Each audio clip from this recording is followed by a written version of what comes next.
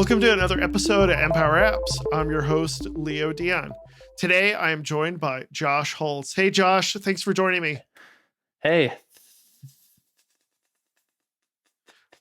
thanks for having me. Sorry about that. I got a small speech issue, small stutter.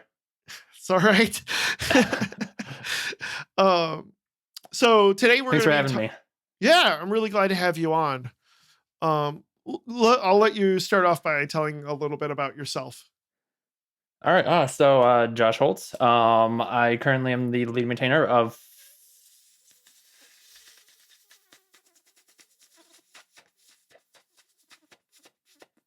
Fastlane tools. Some days easier to say. I've been the lead maintainer of I think since like beginning of 2018 now. I am also owner in a software consulting firm, which we started. I started with a few friends back in 2011. Started off doing a lot of just whatever kind of startup kind of work we could get as consultants. I did a lot of back and front end web, but I kind of turned towards doing mobile dev probably around like 2014. And that's kind of been my main goal since then. How many are in your company? We started off with 4 or 5 of us, and now we're at 10.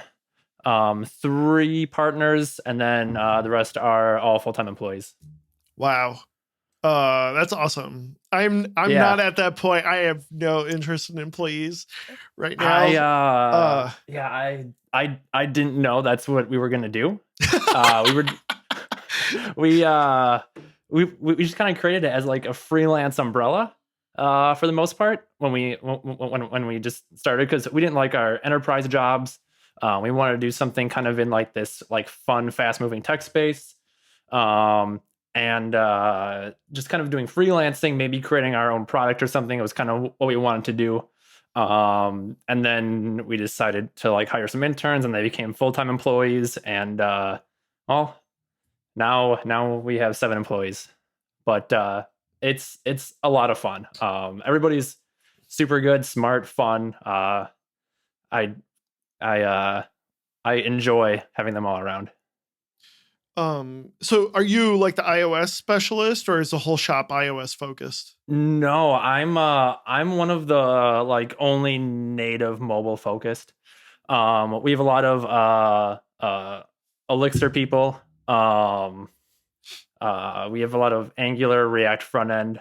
We do quite a bit cross-platform mobile, just because it's kind of what like our clients need. So we do a lot of Ionic. We've done some React Native, but mostly Ionic is pretty much where all of our mobile is these days. Interesting. Okay. I don't hear a lot about Ionic lately, but it's cool to hear that, because that's like web-based, right? Correct. Yeah. It's easiest for us to iterate quickly, just for who our clients are. Mm-hmm. And then it's best for what our clients are geared to take over. Since they don't really have native mobile developers themselves, Ionic is kind of the best way for us to make something and kind of train their team to take it over. Yeah, that makes total sense. So I saw you speak at Swift Heroes with me. I saw you're a fellow Midwesterner, and I was like, yes. And then I heard you maintain one of my favorite projects and a lot of developers' projects, Fastlane. You want to explain Fastlane and like, how did you're like lead maintainer now, right? Correct. Yes. Okay. Full time. I'd love to hear the history of this, from how did Felix hand this off to you, and how it all started, and what does it do? Because some people don't even know.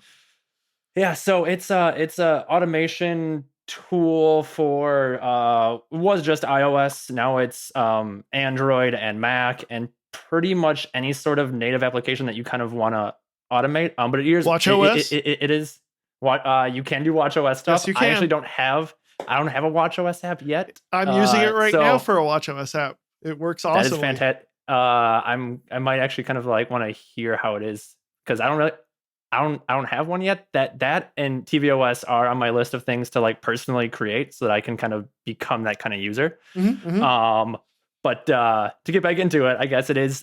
It's used to help automate the development process, deploy process, pretty much anything that you can script out APIs we can hit, so that you don't have to click anything, miss any steps. Android's also in there, and yeah, it's pretty much like the industry standard for doing iOS automation these days. Yeah, and we're talking about like the publishing, dealing with anything with the App Store. Yeah. What else? I mean, there's a lot there. Submissions, metadata, screenshots, framing. Yeah. Any external services for like registering push notifications, test builds, uploading your DSYM files for crash reports. Yeah. Pretty much anything that has a CLI or API that we can hit, we're able to kind of throw in there.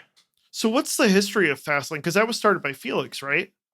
Yes. So Felix started that in late 2014, and started off as just separate individual tools to kind of automate different parts of the iOS ecosystem. I think he actually did it as a university project. I didn't know that. Yeah, and it took off. I don't remember exactly how or when, but I saw Orta tweet about Felix back in like November of 2014, and it was like this is like the guy to watch. And I'm like, okay, like I'm doing iOS stuff. I didn't really know like what he was working on, what I needed, but I was like, I'm kind of interested to see what's going on. So then I saw that he released a tool called that was Snapshot. Oh yeah, that's to awesome. automatically take screenshots. And at the time, I was our only native developer doing iOS and Android stuff, and I had multiple small client projects. And I needed, like, most of my time was just building, compiling, releasing over and over again. And like, it was like, this is not super fun. I mean, like, I wanted to make stuff. Of course I wanted to ship stuff, but I didn't want to spend all my time just it was a pain. So I saw that he released Snapshot, and doing screenshots was part of my job at the time. Mm-hmm. And I came across a weird bug while running it. It was something with security, some permissions of this like Mac OS system or something. So I created a pull request to fix that. I had a pretty like detailed description and everything. Screenshot. Yeah. One thing is, audience should know, this is all written in Ruby. So Ruby, correct? Yes. So you have to have some knowledge of Ruby, obviously, in order to do this pull request. Yeah. So I actually, going back, I went to Milwaukee School of Engineering for software engineering in 2007. And that summer, me and my dad were going through Barnes and Noble, and at the time, like the computers like part was like the best part. Like I hung out there for like hours every time, and I was like, I need a new book, something to learn for fun, and I actually picked up a Ruby 2.3, 2.1 book. Okay. Not knowing anything about Ruby. I've never done any sort of scripting like that before. Yeah. At the time, I did have I had PHP experience, I had Java experience, JavaScript, all that kind of stuff, and I was running Ubuntu, so like I did a lot of like Bash and stuff, but I didn't really know like Ruby, Python, Perl, and I was choosing between those. And I chose Ruby because I think the name sounded cool, and I think I saw like the Ruby syntax where it had like the block syntax with like the dot each, and I'm like, this looks interesting, looks something I'm not used to, so I picked that up, and I did some Ruby while at school. We did a lot of Ruby APIs when we started back in 2011. A lot of Sinatra. We didn't do Rails, so like I had a lot of Ruby backend experience, so I'm like, well, I guess this feels pretty good, because I'm like,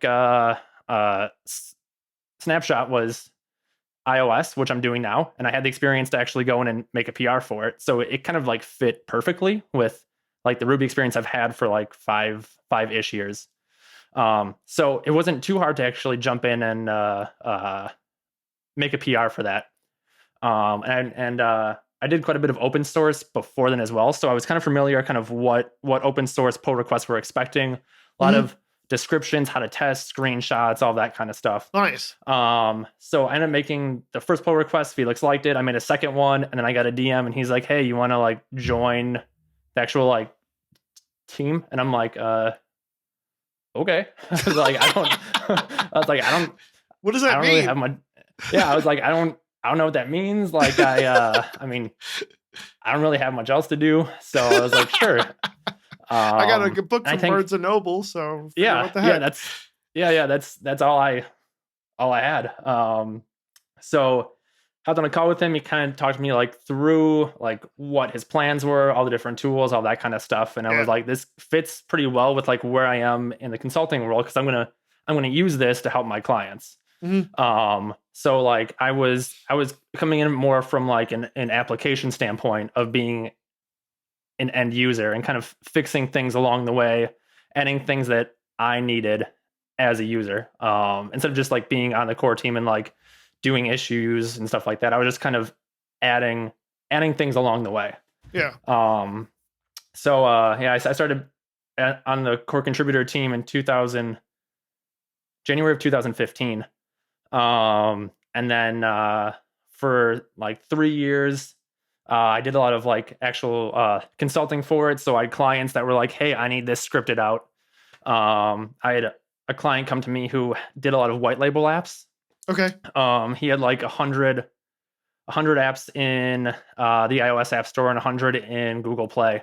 Wow. And they were doing all of them manually. So like the smallest bug fix had to go through all 100 apps and would take like weeks to upload. Wow. We got it down into one command line call that ran for a couple hours, and like that's it. That's awesome. So I did a lot of that one was pretty intense. But it was fun. So like I was doing stuff on the core team, but I was more coming in from like an application user side. And then in 2018, Felix was at Google at the time, and they were doing some other Fastlane stuff internally. And the actual like Fastlane library itself needed more direct focus. So he was doing more like I think it was Fastlane CI is kind of like a project that was started. It didn't actually get anywhere, but he was working on that. So I took over as lead maintainer for him because his kind of focus was elsewhere. So he was just kind of it was just kind of like a quick handover for the most part because I already knew a lot of what Fastlane did, the direction it needed to go. I just needed the credentials to like push out releases for the most part. And then that's kind of where a lot of my contributions then started coming a lot faster.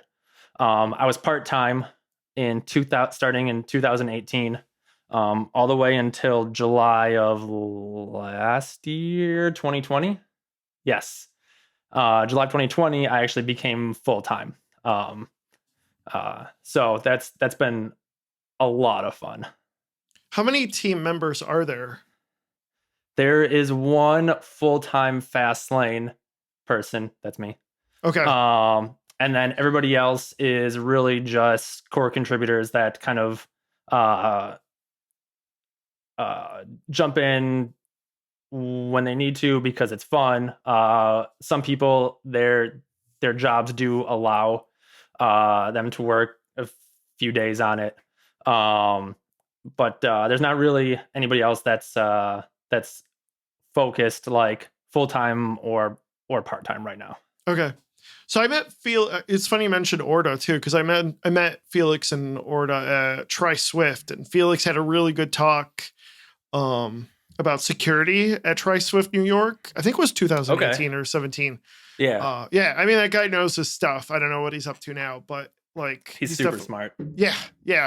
I think he travels the world now and like kind of just does whatever he wants. I think he's up until people could travel the world anymore, right? Could travel, yeah. But yeah, Orda I talked to quite a bit. He's got a really great project. I've plugged the Shiba PM stuff that he does with Rocket and Commodore because I'm a big Swift package fan. Like that stuff is pretty sweet there. Yeah. So yeah, cool. So if you were gonna like convince a team to use Fastlane, how would you like what would be like your key points, I guess, when you'd want to convince them? Well, that's I don't feel like I ever had to do much convincing, so I've never really been asked. I've never really been asked that question because people like just come to it because they see the problems that that they have doing iOS development and like missing steps, signing being messed up, App Store information being kind of hard to enter if you support more than just one Device?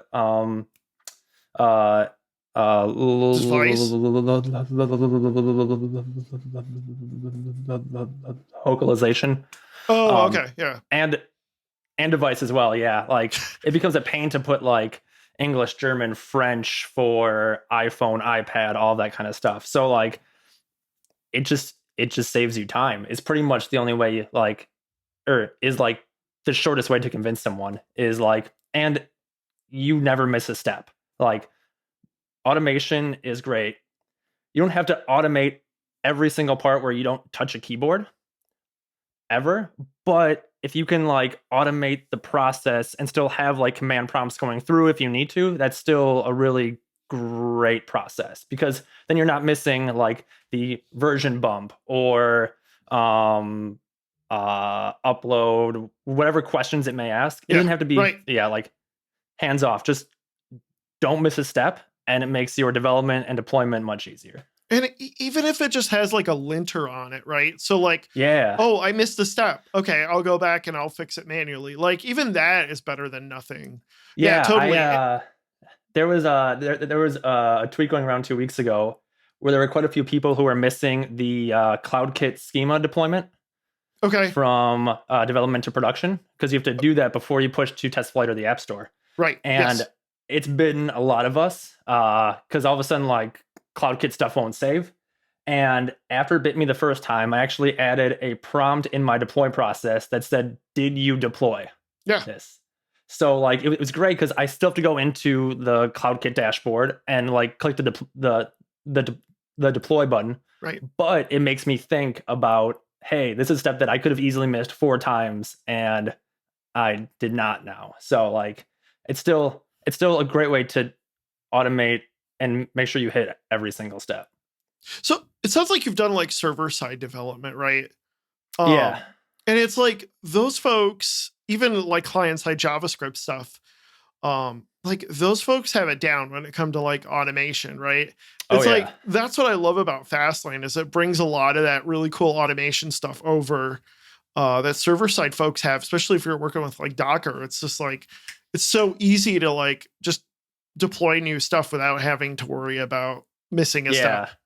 Yeah, I think we're somewhat spoiled as native developers where we do have like a very nice IDE with buttons and tools that do all those nice integration stuff for us that like does upload the app to the App Store if we need to. So it's very easy to just like manually click things through and through and through. Yep. But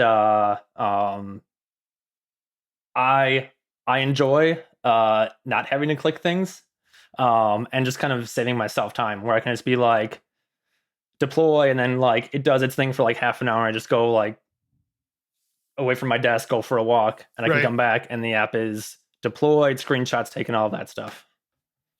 So I figured I'd ask you, what's some of your favorite tools that Fastlane provides?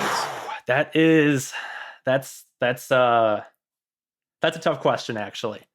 Is it controversial? It is. It is not. There's just like they each have their own best part. Okay, how about this? It really depends on pun intended on who you are. Yes. No pun intended. what is the hidden gem of Fastlane?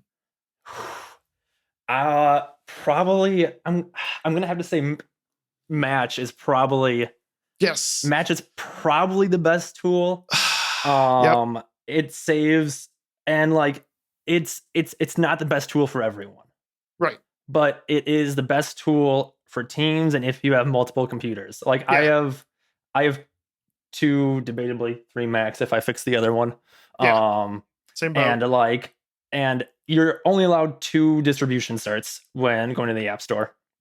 And back in the day, I remember I had a client where we would either revoke each other's certs or send the private key over in email, Google Chat, whatever it was, and you would import, and it was a pain, and you didn't know which one was the thing.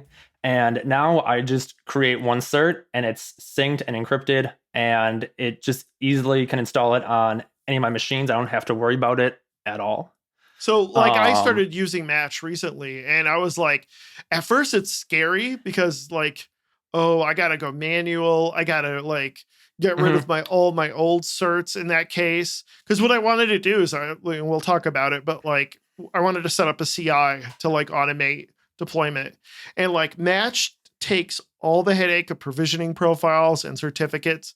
It sets up an encrypted Git repo for you or wherever you want to store them, right? Yeah. And it automates all that stuff for you. And it's like not hard. I was getting another developer on the team to test it out. And I was like, here, just run bundle match or a bundle run Fastlane match deployment to download the certs. And it was like that. It like worked. And it was like, as long as you get over like the hump of having to switch over to manual signing, it's amazing. Yeah, that's definitely the hardest part. And I'm reworking docs and stuff this year. That's kind of my main goal, is to kind of like make it easier to onboard and kind of make these features less scary.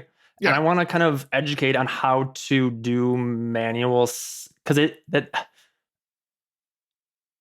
picking like which cert profile, your code signing type is a very scary build setting process. Like, unless you do it a lot of times and mess up a lot of times, it's pretty intimidating, and like you're mostly going to get it wrong. I get it wrong sometimes, but like it's so much better to manual sign, especially if you're going on a CI. And that's like the scariest part of Match is doing that. So I want to kind of help educate people on how to change that stuff on your own. And there's probably actually another tool that I could build that kind of helps step through changing all those build configurations. Because there is a pretty like logical step to changing. Like you're doing distribution, you change your code signing style or your I can't remember the build name, but to iOS distribution. And you put the profile name in there now, like it is, and then you could change it per target, so like you can actually like write a script out that kind of does all these steps in a row, that would match exactly what you're trying to set in Match. So one thing, I actually don't use Xcode projects on this. I'm actually using Xcode Gen. I don't know if you're familiar with that or Toist. I am not. I don't do a lot of well, I should say I do start a lot of new Xcode projects, but mainly for fun and nothing that I'm actually gonna like try and do. So I set up all my certs familiar with that one and profiles in there. And then that way I actually don't check in my Xcode project. I check in the YAML file. I use Xcode Gen to generate it, and then I run Fastlane. So which like that removes a big layer of like complexity. I'm gonna open this in a browser window. Xcode Gen. Yeah. So there's Xcode Gen and Toist. Xcode Gen uses YAML. Okay. I actually have to generate projects. Okay, I would say I actually have a commit into Toist. Okay. But I haven't really played around with it too much. I was like, this kind of sounds like what Toist does, but yeah, it's the same idea. One's just more simple. I should kind of look into that because that'd be really cool to pair like each other with in a script. Yep. Yeah. Oh, I don't need more ideas, but I like that idea. Sorry. That's cool. No. All good. All good. So I'm curious, like, what are the biggest challenges with building essentially, I assume like the biggest API you're working with is the App Store Connect, right?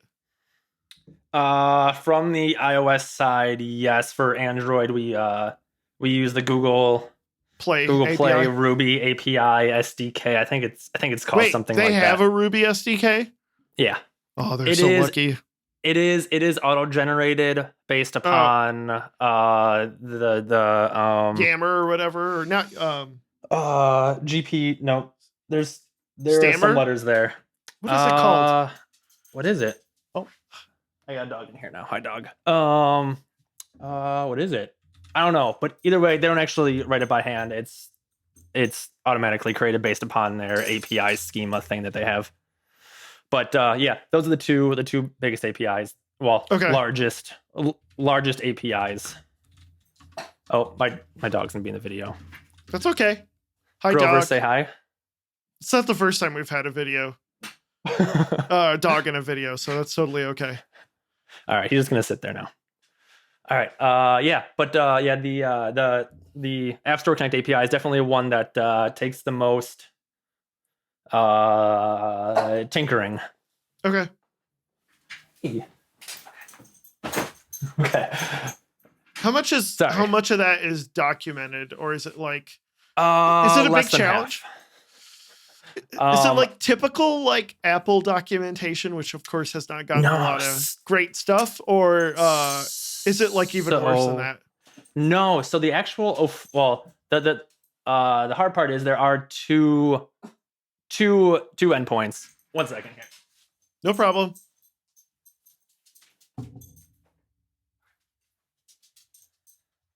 All right, I'm back. There are two and three APIs, web services for Apple that we have to hit differently. Okay. There's the official API, which is the one that uses the App Store Connect API key. And that's the one that Apple released at WWDC 2018. Okay. And that's the documented one. And that actually has an open spec file associated with it. Okay. And it's all JSON API. JSON API spec. So JSON-API.org, I think, is the location for that spec. So like it's pretty like standardized, fully documented, and it's pretty easy to discover. But the hard part is that doesn't cover all of the things that Fastlane has to do with all of Apple's web services. So we still have to reverse engineer / use like the same API that the App Store Connect website uses. Gotcha. And that one uses, and that uses the Apple ID auth. And so that one is not documented. Some of those do match up mostly with the App Store, the official App Store Connect API doc, but doesn't match up exactly. There's kind of like this weird, like, I'm pretty sure like the App Store Connect website has a proxy API that goes to the official App Store Connect API because they are pretty similar. Things seem to pass, but there are things that are quite a bit different. Okay. And then the developer portal is even more different, but still kind of has some of the same things there. But then there is some stuff that uses like the previous legacy API that's still like the old stuff. So we have to kind of nicely, I guess, dance between all those different kinds of endpoints, what they return. And so that's in our spaceship module. Inside our spaceship, there's the Spaceship Connect module inside of there, which that's all of like the new App Store Connect API stuff that can be used with the App Store Connect API key auth or the Apple ID auth. Gotcha. But then we have the legacy Spaceship Tunes and Spaceship Developer, which those are slowly getting deprecated as Apple deprecates their legacy APIs. But things like IAPs are still in the old API format. Modifying a developer app, so like putting like your your push certs, configuring like app groups and stuff like that. That's still on the old API. Okay. So it's getting close to being perfect, but we are still not there. Okay. Does that answer the question? I forgot what the question was. No, I mean, it does. I'm always impressed when I see Fastlane working and seeing how many hoops you have to jump through to get it to work. Because I can tell it's like not easy, but like stuff like the authentication especially is just like, whoa, like how do you get that to work? Because I can see like you're obviously having to do some reverse engineering and stuff like that, and it's pretty amazing. Luckily I didn't personally do the Apple ID auth and reverse engineering of that stuff. That was I think that was Stefan Natchev who did that. He was the one who originally created Spaceship. Before that, Fastlane actually did like web crawling and stuff or whatever that's called. Which that was a disaster. Scraping. There we go. Yeah, that one. Which nope. But yeah, that was that. But the Apple ID auth has been pretty consistent now for a few years. There's a small things that have to change, but yeah, there is this like delicate dance of making sure headers get set correctly and saved and used on different requests differently and stuff like that. So it's it'll be nice when everything is official App Store Connect API. I will be super happy. Do you think that's coming down the line maybe this year at DubDub? I don't know. I was actually really impressed with DubDub last year. They added a ton of new App Store Connect API stuff. Was last year when they added more test flight stuff? Test flight was 2019. Test flight was actually 2019. Okay. This was a lot of the apps like App Store management stuff, which took out the deliver tool for 5 days, I think. Okay. Deliver stopped working like the Wednesday or Thursday before DubDub last year. Okay. So metadata, uploading screenshots, uploading your IPA, uploading your Mac app was all down because they pushed the new App Store Connect API stuff for that early and took down the legacy APIs. So I spent the first few days before DubDub fixing up Deliver. And I think getting that back to normal took about 2 weeks, which I was actually really happy with because Deliver is one of the biggest, most complicated tools.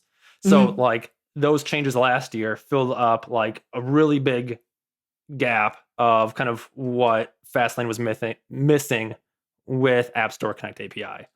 So they added like a ton of stuff where I'd say probably we're probably more than 60-70% of using App Store Connect API now. Oh wow, that's awesome. At least in like the main tooling. So a lot of people still use Spaceship. Yeah.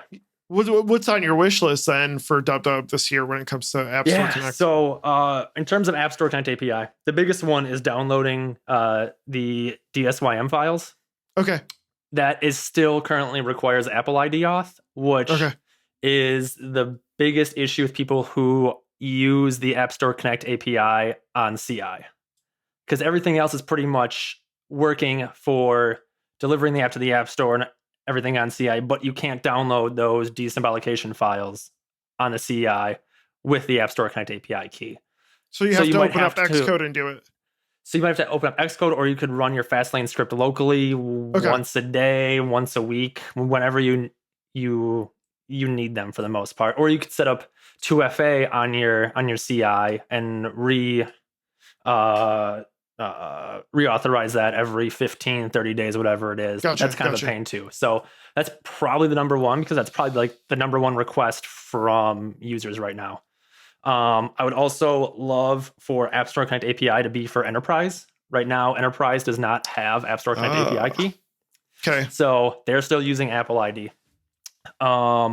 and then probably finishing up the developer portal for App Store Connect API. Because right now I think you can create a developer app in the portal. You can do your certs, your profiles, but you can't configure the apps for push notifications, app groups, all of that kind of stuff. That's still using the legacy API.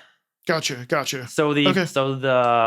The tools Produce and PEM, which PEM does the push notification management and recreation.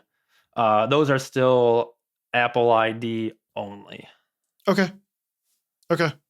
So that's my wish list from an App Store Connect API for this year. Yeah. Hopefully, I mean, it seems like they're doing something every year, so hopefully we'll see something. Yeah. Last year was a huge push, so I'm kind of hoping this year's the same. Yeah. So a lot of our audience are Swift developers. What can they do if they want to help contribute to Fastlane in some way? Yeah, so that's one of the biggest questions I get is, are we going to rewrite it in Swift? And that one's always a hard no. That makes sense if you have an Android audience, for sure. Yeah. There's that, and there's just so much there that it would it's already hard enough to just maintain and add small features. Doing that while rewriting is just totally impossible. But we're a pretty fun and helpful community. So probably half the PRs that I get every week are from first-time contributors, and not all of them actually know Ruby. So it seems like, I haven't been a new Fastlane developer in 6 years now, so I don't really have experience saying this, but it seems like at least onboarding and kind of figuring out what to change for new contributors is actually fairly straightforward. Okay. Because everybody is, or not everybody, half people are first-time contributors, and not everybody and they say I don't really know Ruby, but hi, dog. There's a car driving by. Dogs. I'm gonna move out into a farm or something, so there's no cars. But oh yeah, it's so funny. I've been able to contribute plugins as well. Yeah. I actually spoke to Felix about it at Try Swift, and I was like, I have this app that builds app icons from SVG files, and he's like, oh, that's awesome, you should build a plugin for it. And I was like, okay. It took a little bit of effort, but it wasn't a big deal to make my Mac app available as a Fastlane plugin. And it was like that. Yeah, Ruby's not, it's not terribly hard to pick up, especially if there are examples that you can kind of base it off of. Yeah, right. And a lot of Score contributors do like to help people who make PRs. So if somebody is this is my first time, I will gladly take the time to help them learn, walk through, right, add things they missed, explain what they missed. Because it helps me for you to create a PR, even if you don't fully do it. I'll add commits. I don't care. I think it's fun to contribute with people, not just on the project, but on a PR. So there really shouldn't be anything to be scared of. The hardest part is probably just making sure you have Ruby installed correctly, to be honest. But in the latest version of Mac OS, it is Ruby 2.6, so that's totally fine to just start with. But yeah, as a Swift developer, I would say just don't think of yourself as a Swift developer. Think of yourself as a developer, and just have fun developing in whatever kind of tool you want to use. Yeah, I've worked with it's the same with Homebrew. Homebrew's Ruby based. Yeah, yep. And it's really easy to just get in because a lot of that stuff is fairly simple. It's not like you need to write a lot of logic for most of this stuff. Yeah, and I think what's nice is, at least historically, a lot of the iOS tooling has been Ruby based. So jumping in, creating a PR for people who kind of do want to dabble in that has been easy, because CocoaPods is Ruby, Xcode Project was Ruby. A lot of those kind of are Ruby based. Now a lot of them are becoming more Swift based. just because Swift is a little bit more Fresh. what's the word? Yeah, fresh, kind of like new, but also like getting better in the CLI world. Yeah. So like that's where I think a lot of the tools are going to be Swift.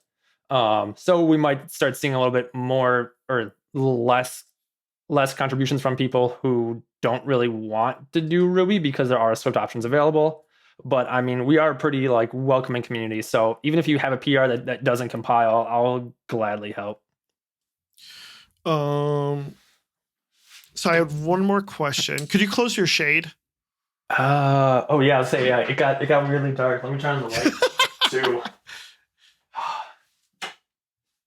There. It was this bright when we started. I know. I think, was there anything else you wanted to talk about? Before I ask the last question. Last question already? I was just going to ask about the future of Fastlane. Oh yeah. I think that's everything, isn't it? Yeah. I think we covered a lot.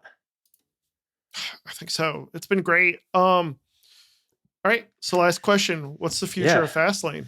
Future of Fastlane. So a lot of that is actually, I feel like not determined by me. Even though I am the lead maintainer, and I do have like pretty much full decision-making power. It really is based upon like the tooling that we surround, the services that we use, and kind of where our users are kind of finding the most value. In terms of the future where I want to take things this year, the documentation and like onboarding is really what I want to improve. Okay. Since I just started coming on full time last year, it was mainly kind of last year's kind of like catching back up with where a lot of things kind of may have fallen behind. And documentation was actually one of the furthest that I realized this year really could get improved. So our documentation generation tool is actually in Python, and that thing was like years behind. So I think I spent a good like 3 or 4 days straight kind of getting that back up together. But now that that's fully updated, the docs are going to get a huge overhaul. There are going to be more like examples, tutorials in there of kind of like what common like Fastlane kind of scenarios scripts can be. Yeah. And then I want to throw in the spaceship examples and stuff in there, because right now the spaceship mod. So Fastlane's kind of both a CLI tool and a DSL kind of thing, but also a Ruby SDK. So like Spaceship is a Ruby module that can get used like in any Ruby application. And right now there's not really mainly any docs for it. You kind of have to like go into like, there's like one README file that has examples, or you have to like go browse the source code. So we're gonna actually pull like that Spaceship docs, all of that into the main, kind of just put it out there as well. So that like anybody can just use that directly and feel comfortable using it without having to like go jump into the source code. Like there's no reason you should have to jump into the source code to figure out how things work. Right. So like the docs are going to get a huge overhaul. Fastlane also has docs in the CLI as well. I want to make sure that those kind of are up to date, kind of, like technically the information is up to date, but I want to make it look more modern, make it easier to use, make sure all the information's in there. So like docs and onboarding is really where like I want to make things better, at least this year. And then also in the docs have better support for cross-platform apps, React Native, Flutter, kind of making sure that like that community is also covered, because Fastlane's not just iOS, not native iOS. It is, Mac, Apple Android. TV, watchOS, Android. I want to make sure that like it is welcoming not just to like Apple fans, but like every developer tool or every developer who can use it. So like that's a lot of this year is docs, but then it'll also be like what happens in a month from now. Like, do we get a lot of App Store Connect API stuff? because Yeah, you got to keep an eye on that. If that's the case, that could depending on what comes out, it could take a week to fix. It could take a few weeks to fix. It could take like a few months to fully add all the things that are there. Or if like Apple releases something new that we need to build some new tool around or something like that. Like things just kind of pop up for the most part. What do you get is like you said what the audience wants, or what your folks want? Like what have you heard from a lot of folks that is like, oh man, it'd be awesome if Fastlane did this? Do you have your finger on the pulse in that case? A lot of it right now is around App Store Connect API being used everywhere, which isn't stuff that I can really I don't really have too much control over. But like that's probably the biggest thing, just because it is kind of a pain to use Apple ID with 2FA. So like that's probably the biggest thing. There are a lot of issues and discussions that get made that my head's not in all of them because I can't keep all of that in my head. But there are quite a few features and things that are in there that if for some reason I had a lot of free time, I could go jump in there and kind of like pull from that. I wish I had more time to like add everything that people do want to add. It's really a lot of balancing kind of what's most important with what affects most people, or like what's critical at the time. Well, if somebody wants to contribute, that's a great way to help out Fastlane, rather than just fantastic. saying what feature you want. Well, I gotta say, from everybody in the community, it's awesome to hear somebody putting some time into documentation. So thank you. Yes. It's about time, because I will admit I did push it aside, because it is very hard to be like, well, I'm not really helping anybody directly when doing it, but I think it does end up helping everyone, and especially new people. So I kind of had to rethink about how I thought about it. Would you ever do video? Speaking of which, like screencast types of things. Yeah. So I actually, if you go to, is it fastlanescreencast.com or something? I actually did. So I didn't do anything for like 2 years. I started the idea of it. It was very hard to maintain. Oh yeah, for sure. Because we do change things pretty often, and especially with like App Store Connect tooling now. I do throw the idea out there of having like a small like YouTube channel where I do like small like 5-10 minute things every week. Like small fun Fastlane things that are that might not be trivial, or that are nice to see, like, hey, this like it actually works.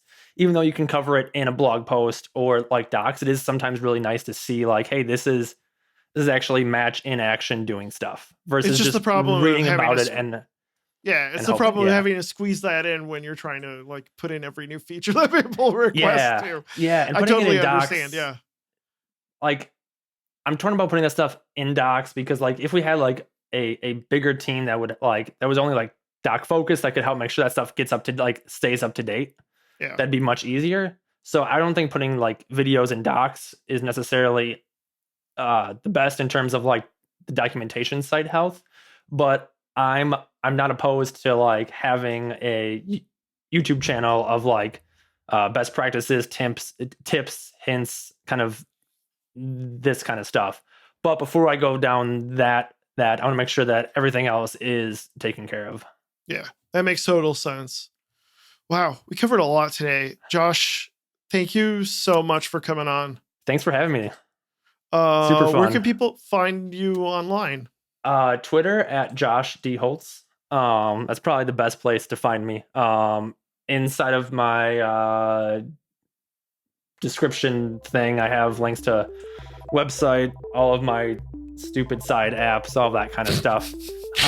But Twitter is where I'm most active. If you want to hit me up, send me a tweet, TMs are open. I tried to reply to all of them. So if you have any Fastlane question, I mean, DMs are there. It's probably not the best place to get help. Issues and discussions are best. But Yeah, I will not turn away any sort of communication. Josh, thank you so much for coming on. We'll put those Thank links you. in our show notes. Folks Perfect. can find me online. I'm on Twitter at LeoGDion. My company is Bright Digit. Thank you so much for coming on, and I look forward to talking to you in the next episode about WWDC. Talk to you then.